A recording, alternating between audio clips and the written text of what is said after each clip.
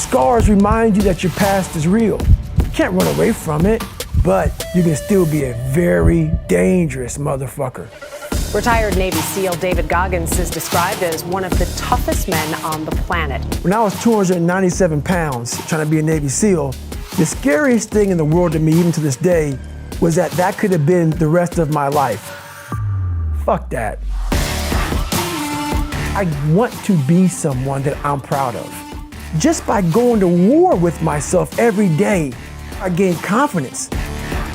Like you go to work, you put your suit and tie on, I go into suffering every day. And that became my new norm. I gave myself no way out. If you can't control your own brain and your brain controls you, you're fucked.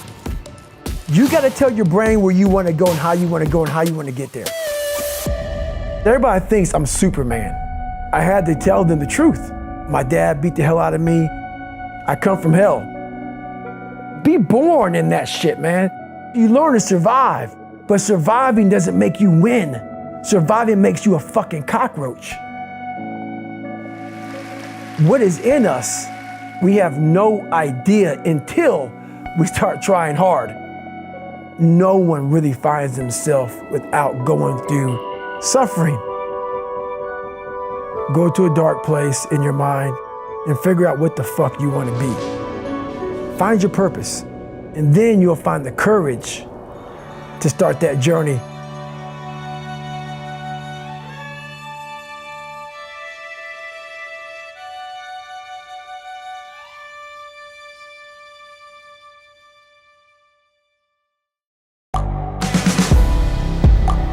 The world is changing. Inspiration is everywhere.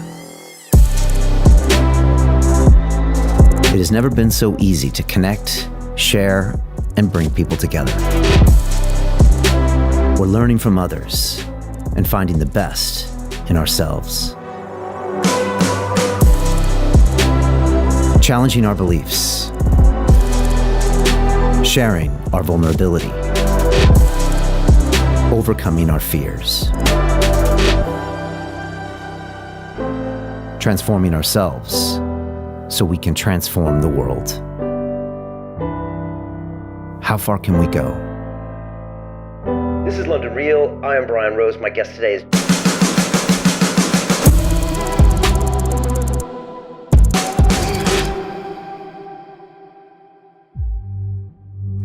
Let me ask you a question. Are you pushing yourself hard? Are you getting out of your comfort zone? Are you putting pain into your life every single day? Or do you call your mommy when things get tough? You know, most people quit at 40%. That means you got 60% left in the tank. And that's what my guest is here to talk about this week.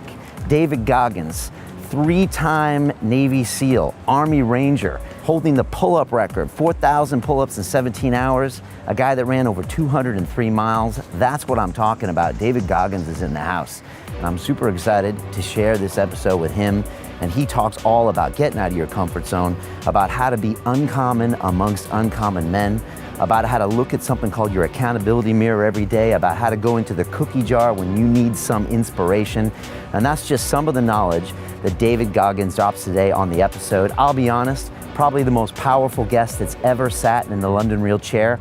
This episode will change your life, just like his book, Can't Hurt Me, will also change it. Make sure you watch this to its completion and get out of that comfort zone and go and be great. This is London Real. I am Brian Rose. My guest today is David Goggins, the athlete, speaker, soldier, and New York Times bestselling author, often referred to as the hardest motherfucker on planet Earth. You're the only member of the U.S. Armed Forces to have completed Navy SEAL training, U.S. Army Ranger School, and Air Force Tactical Air Controller training, and you've competed in more than 60 ultramarathons, triathlons, and ultra triathlons, running 101 miles in 19 hours, 203 miles in 48 hours, and breaking the world record for 4,030 pull-ups in just 17 hours. Your New York Times bestselling book and audiobook, Can't Hurt Me, shares your astonishing life story of childhood physical abuse, poverty, and prejudice, and shows a path that anyone can follow to push past pain, demolish fear, and reach their full potential. David, it's a big honor. Welcome to London Real. Hey man, thanks for having me. I appreciate it. Tell me, what do you think of London and this city? And are we hard enough here? Well, I know one thing, man. The fucking traffic is hard enough. It is brutal. So just getting here, but I'm having a hard time trying to find a place to run. But I'm spending a lot of time on the elliptical trainer. I'm making it work. I don't mind London at all. I've been a lot of places in the world. London's good. London's good. They actually have a history of being some pretty hard people. And I was here for the bombings in 7/7 and 07. And the one thing I noticed was the day after the bombings, everybody went back to work. And I was like, oh, this is old school. This is like, 1940 Battle of Britain, where it's getting bombed every day. People would just dust off, and the next day they just got back to it. That's badass. Yeah, so that's badass. It's kind of underlined. But yeah, the traffic will callous your mind. Well, I like London more now after hearing that story. Right? Yeah. I'll have to take you and show you some of this. You can see the shrapnel is still in there from the bombings down by the Thames River and stuff. The bombings aren't badass, but the mentality of the people here, that's badass. Yeah, no, it is for sure. We've been watching you for about 2.5 years, man, so it's just great to have you here. And we've really been wanting to talk to you. And what I found has been interesting with you is watching you kind of change, because you seem to kind of change into a different person the last 2.5 years, from when I first saw you on Rogan and Bill You and Rich Roll. And with the book, I know that you had to go really deep, right, and get really vulnerable. And I know that's something that maybe you hadn't done much of before. And you've said before that writing the book was the most difficult thing in your life. Right. And after that intro, most people would find that hard to believe. Right. That writing a book is harder than running 203 miles. By far. Or doing 4,000 pull-ups. But can you explain why? You know what? For me, in that book, so most of my life, people didn't know it. So, my mom got abused physically, mentally by my dad. And so I kept everything from her pretty much. So my childhood growing up, she was gone working 3 jobs. We lived in a $7 a month place for a lot of the time. And she had a hard way to go. Her soon-to-be husband got murdered, all that crap's in the book. So whenever I wanted to tell her something, it seemed like bad shit was always happening, not just to her, but to me also. But at a young age, I felt like I was a man of the house. So I didn't want her to know anything about my life, like what I was going through. And I had a learning disability. I still have a learning disability. My dad beat the hell out of me. School wasn't great for me. I lived in a small town with a bunch of, there were a lot of rednecks there, a lot of people who didn't like black people. So everywhere I went, I was having all these kind of obstacles hit me in the face. So I just hit it. So I became a really closed person because I didn't want to stress her out anymore. So I became this person who walked around with like 2 sides of David Goggins. There's one side that was like, I'm a tough guy. That was the outside surface. But on the inside, I was a kid that was just hurting, that needed all kind of help, but no one knew it. Right. I never talked about it because why? That showed weakness. And my mom didn't need to hear it. At least that's what I thought. So for me to come out and be this vulnerable, because everybody thinks I'm Superman. So I wonder why. Yeah, everybody thinks I'm Superman. So I had to tell them the truth, and and the truth is very important. And for me, a lot of years of my life growing up, I lied a lot because didn't have a lot of friends, felt socially just all kind of awkward. I was hiding all kind of stuff. So you do whatever you can to create another human being that's acceptable, that you think is acceptable in society. And when I did that, all that came out was a bunch of shit, a bunch of lies, a bunch of filth, a bunch of nothing. So for me to come out and write a book about the real David Goggins, it was tough. It was tough, but that's the only way. If I want to help people out, the only way I can cut to the surface and say, look, guys, gals, whoever's reading this book, I am where I am now. You guys see this. And it would have been very easy to write a book about the hero, David Goggins, but the hero is not me. The hero is the person reading the book. But I had to tell them where I came from to give people hope that, wow, that's where he came from? He came from all these fucked up obstacles, and now he's there? I want to give people that kind of hope, so that's why it was tough. Because to give people hope, I had to take myself to the sewer to show people, hey, I come from hell. I come from hell. And a lot of it I created, not just society. Yeah, society helped me out, but I created a lot of the hell that I had to go through.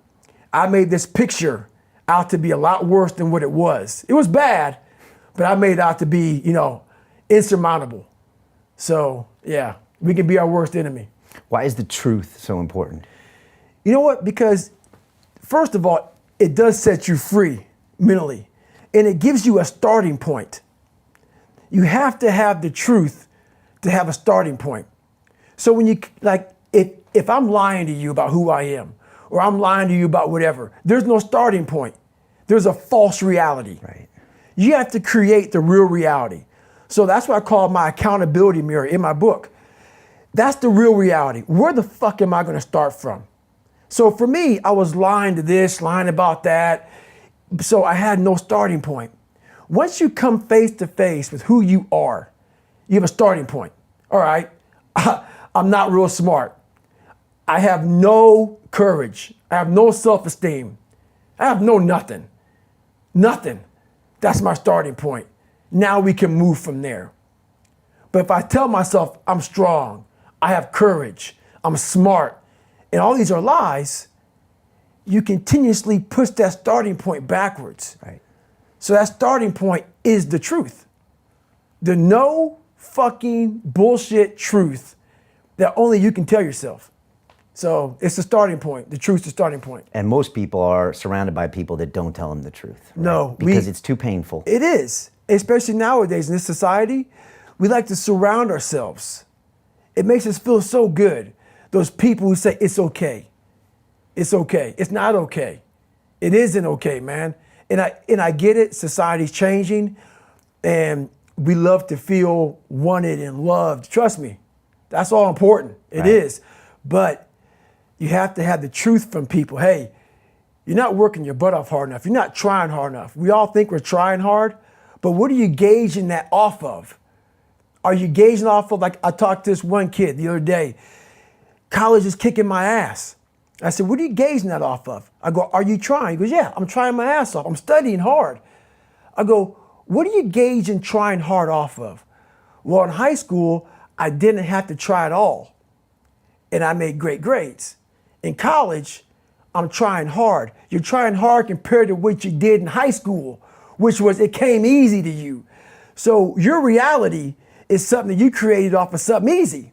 So you trying hard is 2 hours of studying. I'm gonna tell you a difference in trying hard and trying hard. Trying hard is something in your mind just doesn't stop. Where you know 2 hours isn't enough.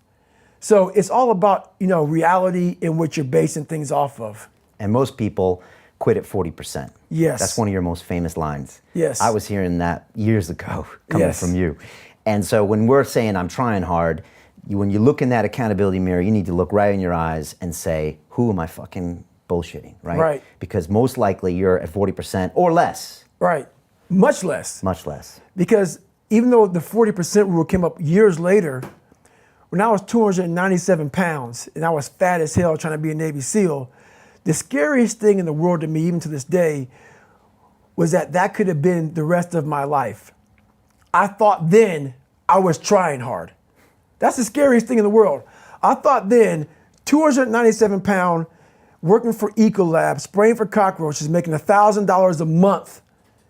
I thought that was me at my 100% potential. Come to find out, a few years later, I wasn't anywhere near that. 106 pounds less, graduate Navy SEAL training, went on to do all these other things. Looking back on that, that was me trying hard. That's why people gotta understand, what is in us, we have no idea until we start trying hard. And I mean really trying hard, where you're obsessed with, hey, this is my new norm.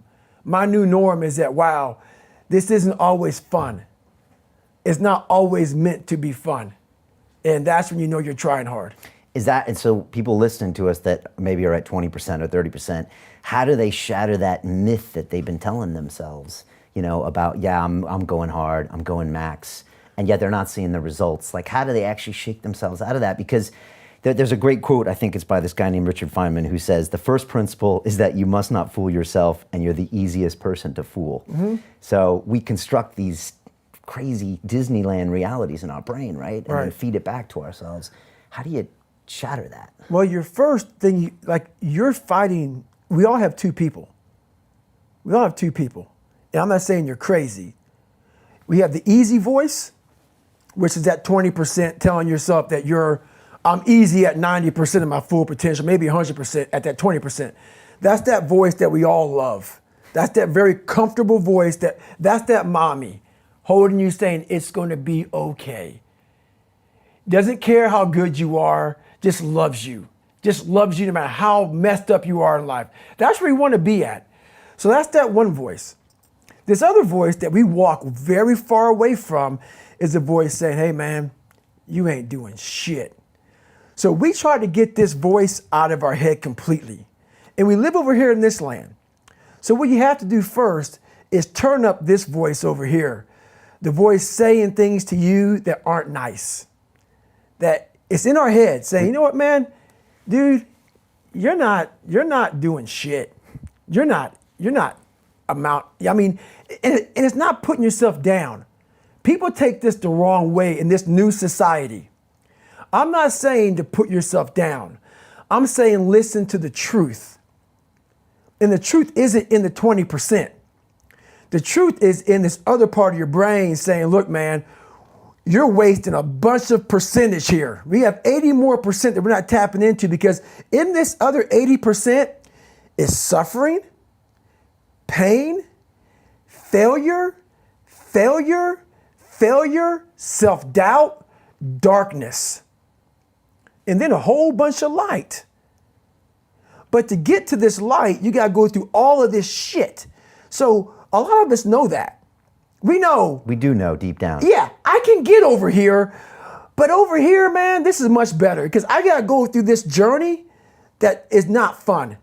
This from 20 to 100%, this shit in between is not fun. So we decide to live over here. So everybody goes, how do you do that? You know exactly how to do that. You know exactly, it's not a magic trick. There's nothing I talk about in that book that's a magic trick. It's all back down to a very primitive mindset of we just have to do. It's like breathing. Breathing becomes normal. Like we don't even know that we're doing it.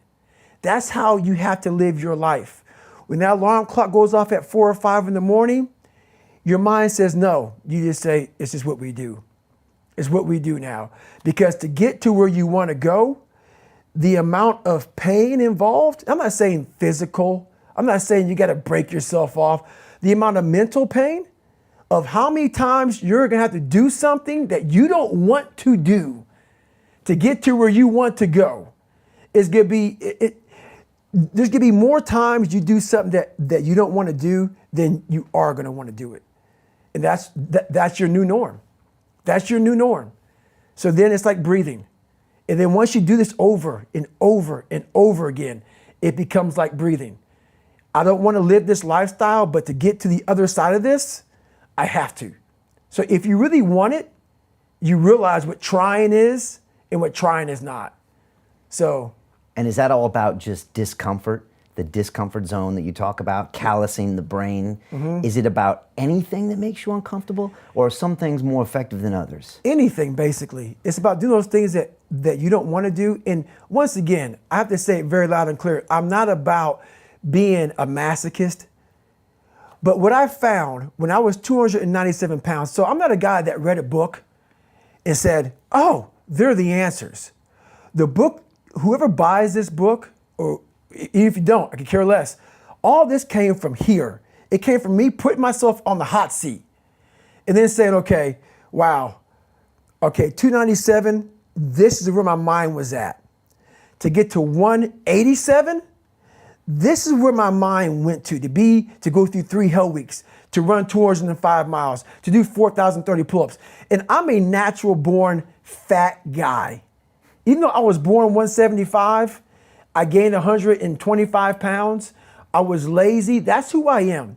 I'm a guy that likes to sit back, watch TV, and eat pizza. Like everybody. Like everybody.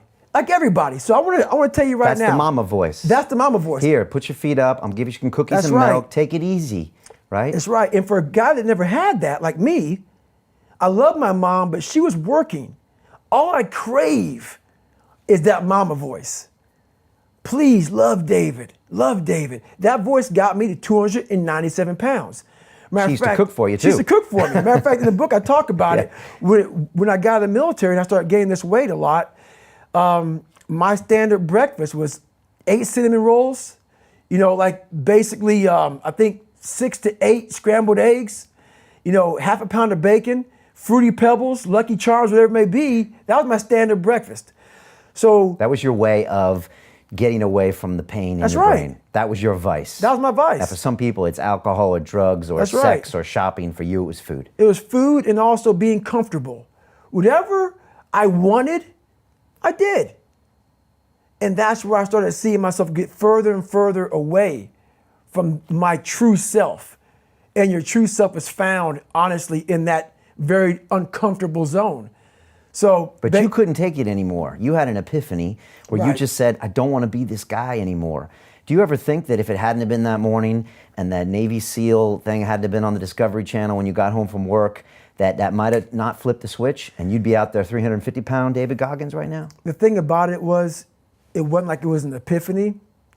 I had this haunting voice in the back of my head. A lot of us have it. Yeah. We just ignore it. And it was there for years. So I knew in the back of my mind that I could pull off this whatever. Whatever I wanted, I knew I could. You knew you could. I knew that, but I was afraid of the work because I wasn't gifted with brains. I wasn't gifted with God-given talent as far as like athleticism. So I knew to get to where I had to go, to be on the same playing field as these men, to even try out for this program, I knew the work was going to be something that I didn't want to even attack. So I was just putting it off But yet you did it. because it haunted me. Okay. The voice in my head said, you know what, man, you're going to die never even trying to reach your full potential. And how's that going to feel? So I'm gonna live even while I'm dead. I'm gonna be, because I believe in a higher power, whatever it may be. I don't know what it is. I believe that your mind lives forever. Some spirit, something lives forever. I'm gonna be haunted by the mere fact that I literally that's what I was. You wasted that life. That's what I was, man. And you look back and here lies David Goggins, a punk. That's it. Right. And I get to live. So whatever heaven or hell is, you're in hell the rest of your life. The rest of your life. And if there is a God, which I hope to God there is, knowing what I put myself through now, whatever memories I have, if there's any at all, I'll be a happy man. But I knew that I was going to pay for this while I was living or while I was dead. I was going to pay for this. Because basically, to me, it was a huge sin. I'm basically just going to sit here and just be a comfortable man and That not is a even sin. try. Wasting your life is a sin, It's right? a sin. It is. I'm not even going to try. You said that the one thing that always bothered you was when you died someday, if you meet your maker, that he would pull out a list and say, no, no, no, no. You were supposed to be this badass motherfucker. Right. And instead, you turned into this cockroach slinging, Right. Fruity Pebble eating motherfucker. Yeah, so, and like you said, you almost have to live with that for eternity somehow. Right. So how I talk about it is basically, I visualize a lot. And so I visualize. You always have? Always have. Well, Okay. always have, but a lot of it was very disgusting. Okay. It was like, Visualize woe bad is stuff. me. Oh, okay. Woe is me. Which is worse. Yes. Just as bad. Yes. Just And- as powerful. But I developed a reality that wasn't real. That's the thing we always do. We can have a great life, but we always build this reality around the one thing we don't have. So therefore, our great life, we don't even see it. We see the one piece of clothing we weren't able to get versus the amazing things we have. So we focus on that. I was the king of focusing on the one bad thing in my life. The one bad person called me nigger. Everything bad, I focused on that. But over here was a beautiful reality of my life. Even though I came from nothing, where I could have taken my mind for the possibilities of where I can go if I work harder. That was all over here, but I lived in the filth over here. So basically, what I started doing was, when I was 297, I thought about, my God, man, like this could be my life. And I thought, okay, what does heaven look like? I don't know. No one does, I imagine. So I was like, okay, I imagine that there's a big long line and you got judgment and you're God. Let's say you're God and I'm just David Goggins. Big long line and you're talking to Jane Doe. Jane Doe goes by and behind you is a big whiteboard. And the whiteboard has like just a piece of paper and you pull it down. The next person in line is David Goggins. And on this board, it has all this stuff on it, but I can't see because I'm too far back in line. So I come up, I sit down now, you're talking to me. David, congratulations, you made it to heaven, how you feel? And right now I'm a 300-pound man. Ecolab guy, I'm 71 years old. This is what I'm thinking at 24 years old, okay? I'm dead, I'm in heaven, you're God. You pull the paper down, it says David Goggins. I'm reading it. And I'm looking at it, and it has my name, but on this paper, it says everything about you. Everything, because God knows all. And I'm looking at it, and I'm seeing 185 pounds, Navy SEAL, changed people's lives, all these amazing things. Public speaker, blah, blah, blah, blah, blah, motivational, all the best-selling book. I look at God, I said, God, the name is right, but what's on here is not me. He goes, it should have been you. This was the life that you were supposed to live, but you didn't try. So this is the life that you have. So what I think to myself is, are you in heaven? Am I talking to God or am I talking to the devil?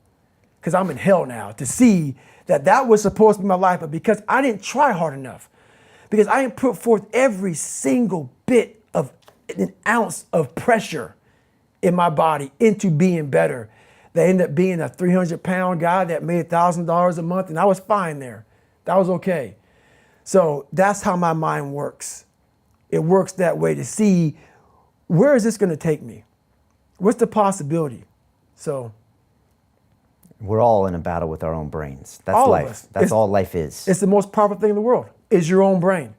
It can work for you or against you. And when did you start to realize that the visualization could work for you? And as opposed to focusing on all those bad things that happened to you, all the things you didn't have, the people that called you names, all the stuff in Brazil, Indiana, and you started thinking, wait a second, I just visualized this, and now I can take it to the next level, because the visualization got you through the SEAL training, I think.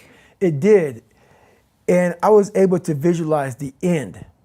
So when I was 297, and I was all fat and out of shape, and I couldn't run a quarter mile, and I was drinking milkshakes and eating boxes of donuts, I visualized, man, how would it feel? So after I watched that show on Discovery Channel, for a brief moment, there was 22 guys that graduated. I watched this segment on TV about these guys going through Navy SEAL training. And I couldn't even, I wasn't a great swimmer. I was afraid of the water, all this crap, man. And I saw these guys just quitting. But at the very end, it says 22 guys. This commanding officer's up there and he gives this great speech.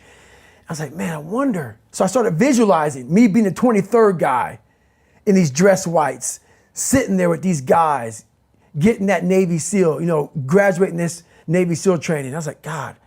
So I put myself there. I was like, man, that's an amazing feeling. I put myself there at 297, not even able to do anything that these great men were doing. I said, man, if I could feel that, that would change my life. If I could just feel that. It lasts for 1 second.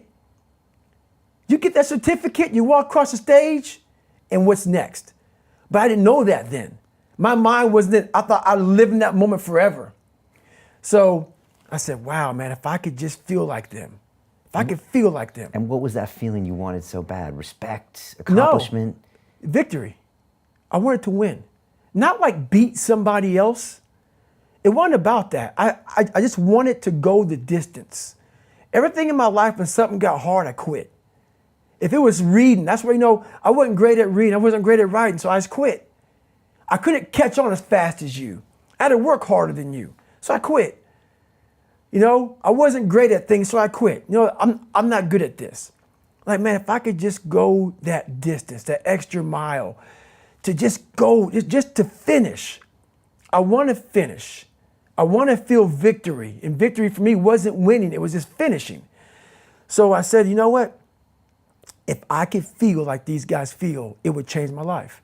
But what I realized, the best feeling I had was when I was by myself trying to lose this weight. I had to lose it in literally less than 3 months.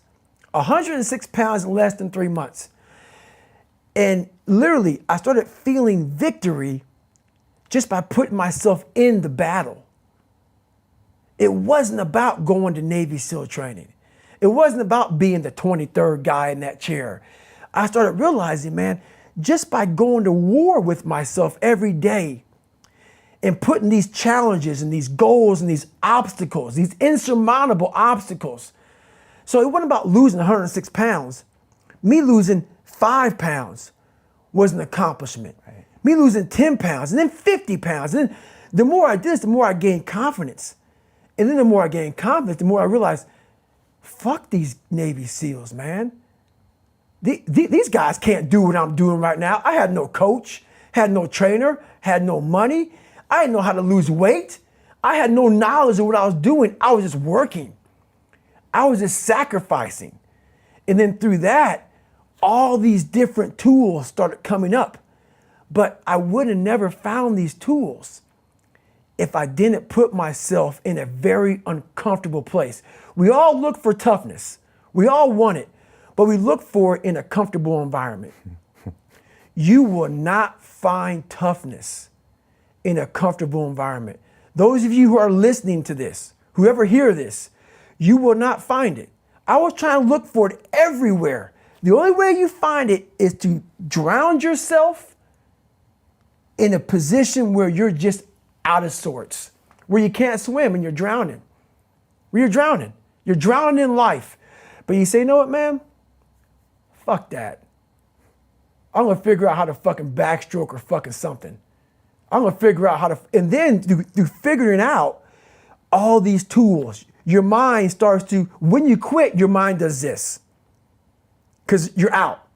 Once you say, I'm not gonna quit, this is the 40%. When you quit, your mind says, we're done. So it doesn't expand. There's no expansion when you quit. When you say, fuck you, this sucks, I'm drowning, I'm miserable, I'm suffering, I'm broken, but I'm not going anywhere. What happens to your mind is it does this. It says, fuck, he's not leaving. So we gotta expand. We gotta grow. We gotta figure this fucking thing out.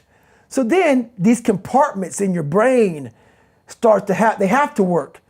They have to work. And then you start to engage parts of your mind that you never engaged before.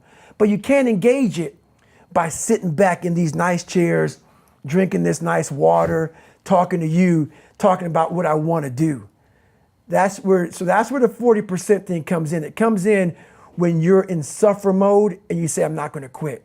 You're forcing your brain now to operate on a level it's not used to, but then it becomes used to it. Because it's telling you the whole time not to go there. Mm-hmm. It's structuring an entire narrative about your whole future life to make sure you never go there. That's right. But when you force it physically, it has to expand and adapt for pure survival reasons. It has to. And your brain is the most powerful weapon. I talk about that in one of these chapters. Your brain is the most powerful weapon in the world. Once you put away your phones and your computers and all that shit we have nowadays, yeah, it's great. We're up to date. But your brain is the only thing you have when you're going through depression, when you're going through hard times, when you're going through death, real life shit. You can't Google that shit, man. You're alone. You're alone. You may have a shrink you're going to, you may have a best friend you're going to, but there's 24 hours in the day where you're alone in this brain. And your brain is talking to you in all kinds of ways. And it wants to control you and pull you in these different pockets. If you can't control your own brain and your brain controls you, you're fucked. You got to tell your brain where you want to go and how you want to go and how you want to get there. You got to control it. If not, it's over. It's over. And all of that you learned from your own brain. You didn't Google this shit. No. You didn't buy books. It didn't exist. This shit didn't exist. I couldn't even fucking spell Google back then. This shit didn't exist, man. what existed for me was, okay, man, how am I gonna fucking make this work? And all I knew back then was hard work. The only way anything gets accomplished. That's all I heard back in those days. You gotta work hard. You gotta work hard. I'm not getting I can't get this paragraph. I can't remember what the fuck's in this paragraph to pass this test to get in the military. Read it again. Still not getting it. Read it again. But if you're not getting it, write it out. And that's how I started learning. Okay, well, I gotta write out every fucking thing I do. And then write it out again, and write it out again. And guess what happened? I got it. I got it. I can't swim. I'm negative buoyant. Go back again. I can't swim. Go back again. Go back again. Go back again. I got it. I realized if I keep going back and going back and going back until the shit just becomes, your mind will say, fuck, okay, we're gonna figure it out. It'll find a way. Because he is not going to stop. It's not like I'm gonna try one more time. No, it's just like alarm clock goes off, boop, we're going back. I can't read right, we're going back. I gave myself no way out, and my mind realized that. They said, okay, we're gonna adapt and overcome now. So you have to teach your mind this is the new normal, This and is you the better new get norm. with the fucking program. That's right. And as soon as it realizes that you're serious, then it adapts. I'm not playing a game. Right. But if it thinks you're playing a game, it knows and knows. it won't adapt. It like a lot of people say, like when I say trying hard, your mind knows, man. It knows this guy's bullshitting me, man. This guy's lying. There's no truth behind it. When I was in Navy SEAL training, people go, how were you there for 18 months? The program was only 6 months long. You were in 3 hell weeks in 1 year. No one's ever done that. How did you do that? I talk about the new norm. When I lived in a $7 a month place when I was growing up for a short period of time, I loved it. I didn't know any different. That was my norm. Once we moved out of that place, we moved to a $236 a month place. I was like, shit, I never want to go back to that little piece of shit. But if you go back to that $7 a month place and you realize this is where I live, this is all I got. Your mind says, roger that, this is home. So when I was going through Navy SEAL training for 18 months and going back through all the hard parts over and over again, I told myself after the first time, I knew it was gonna be a long journey there. My body was breaking down. It was just how it was going on. I said, you know what, this is my new norm. So my mind said, it's like going to work. Like you go to work, you put your suit and tie on, I go into suffering every day. Every day, suffering, being broken, duct taping my feet up, stress fractures, shin splints, being broken. This is my new norm.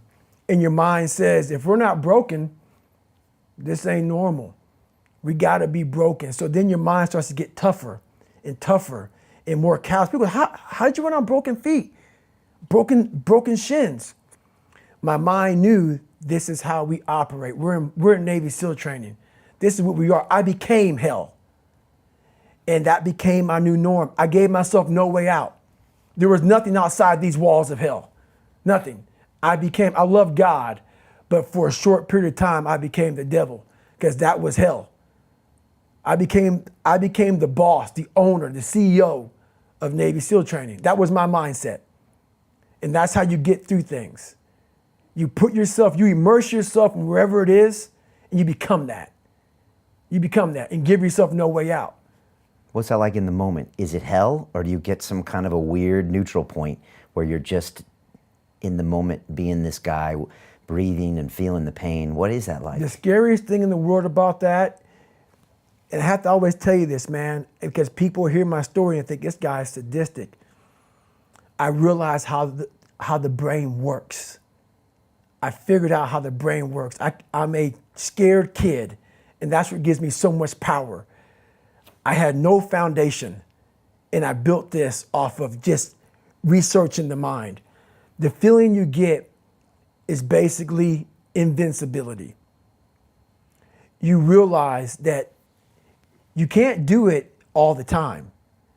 When you need to do it, I know I can go to a place that I can live in. And when you know that you can run on broken legs and you can do certain things that a lot of people can do, but they're not willing to do, this power, this sympathetic nervous system of fight or flight, and you're fighting.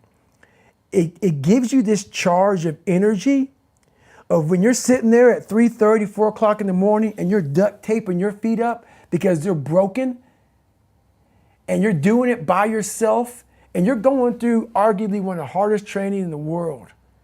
And these guys, most of them are healthy, and you're going through it broken, and you're already at a disadvantage, but you're still there. You can feed into that and tap into that for a lot of power. But if you look at it, well, I'm broken, man. Like, I'm not gonna make it. But if you look at it as, man, I'm broken and I'm still here. And I'm fighting, and I'm gonna find a way to get through this because I have no other place to go. It gives you a lot of power. And it's not rage. You were pretty clear at saying you can't get through that with anger. No. Anger won't get you very far. I thought it would, but what happens is, not just in SEAL training, but in life in general, when things start to suck really, really bad, my brain and a lot of people's brain, they don't go to the people that called you nigger or your dad beating you up. Your brain says, we gotta get the fuck out of here. This is miserable. So anger goes away a lot of times when you're suffering because your brain just says, we gotta run, Right. We gotta go. So that anger is not popping up saying, oh, I'm gonna show them. I'm gonna show those people. No, there has to be a much deeper, and when I say deeper, it has to be down to mineral soil. It has to be down to that nice mineral soil where nothing can burn. You can't burn dirt. So it has to be down that low that literally is something in you that's at the core of your soul. But you don't find it unless you spend a lot of time with what you want to be in life. I can't give that to you. Right. You can't give it to somebody. When you find your true passion in life, and my passion for me when like, oh, I want to be, I don't give a fuck about Navy SEALs, Army, I don't give a shit. I want to serve my country. I want to be someone that I'm proud of. You're proud of. That's all that matters for you. I'm proud of. Nobody else matters, No, right? give a shit. I don't give a shit. That I want to look at myself in the mirror because I was so disappointed. That accountability mirror I talk about, I was so disappointed in what I saw every fucking day. I wanted everybody to love David Goggins. And a lot of people did. I didn't love myself. But I knew a lot of us want to find peace first. So people say, man, you always talk about this suffering and pain and shit. I'm at peace right now because I went through that. Right. You don't find peace first. If you do, Merry Christmas. More power to you. More power to you. I found peace on the opposite end of finding myself. And no one really finds themselves without going through trials, tribulations, suffering, accountability. And accountability is suffering. Being accountable every fucking day for doing right for yourself, for the people next to you, it's miserable. It's hard. That is suffering in miserable. disguise, right? It's Suffering. miserable. So, even the smallest details. So that's where it comes. Once you start finding that you're excelling and you're visualizing this future and you're having this success, you use this phrase called uncommon amongst uncommon, to where you're like, as you said earlier, fuck these Navy SEALs. They're not these robots, these supermen I thought they were. Right. Maybe I can be better. Maybe I can do more. Tell me about that, because that's a transition. It is a transition. So when you come from where I came from, there's a lot of power. So the power comes from when you think that, my God, everybody's above you. And then you put, for instance, I talk about the Navy SEALs in my book. I put every Navy SEAL on a pedestal. It's easy to do. It's easy to do. You read the books about them, you see movies about them, superhuman. But what happens is, once you drop your own limitations, so one thing we do bad in life is we put all these people above you. Never put anybody above you, man. Make it an even playing field. But you can't make it an even playing field if you're not working your fucking ass off. I'm not saying not to respect people. You gotta respect people. But if you're playing tennis, right now there's tennis going on here in Queens. If you're playing tennis and you're playing Roger Federer, even Roger Federer's not here right now, but let's say you're playing Roger, best ever, arguably best ever. But I'm fucking good at tennis. But Roger's the best ever. That's in my fucking head. And we're playing a 5-set match, Grand Slam. Before Roger serves the ball, the first serve of the game, first serve, set 1, game 1, first serve. In your mind, you're thinking, man, that's the best fucking person in the world to serve. This is how I thought about Navy SEALs. So what happens is, 2 sets fly by. Roger fucking smokes you 6-0, 6-0, or 6-0, 6-1. You're like, wow, man, I can play with this motherfucker. But by the time you realize you can play with Roger Federer, It's too late. it's too late. To continue watching the rest of the episode for free, visit our website londonreal.tv or click the link in the description below.